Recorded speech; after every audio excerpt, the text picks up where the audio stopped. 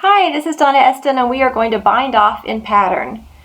We are working on a little seed stitch swatch. So our next stitch looks like a knit stitch. We're working in seed, so we're going to purl that stitch. You work the next stitch. We're going to lift the first stitch over the second and off the needle to bind one off. Our next stitch looks like a purl stitch.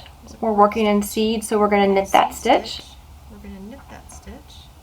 Past the first stitch, over the second, and off the needle. So we have 2 stitches bind off.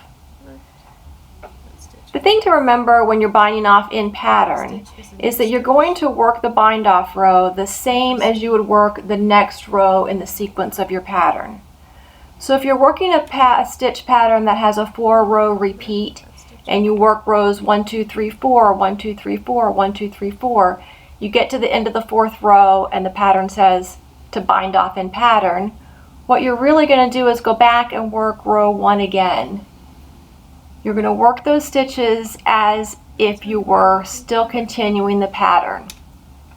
So you'll work row 1 again, but then you'll bind off instead of continuing to knit. So when you're binding off in pattern, just remember to work the stitches as if you weren't binding off, as you were just going to continue working the next row. That maintains the continuity and it takes the pattern all the way up to the end. What you would normally do is you would probably start the chart from row 1 again. We're knitting, pulling one over, and then we're purling the last stitch and pulling one over. And now we've maintained the seed stitch pattern all the way across through our bind off. If it's an edge like a neckband, it'll stand up nice and straight. It won't flop over to one side or the other. It'll have a nice pretty edge to it. And that's how you bind off in pattern.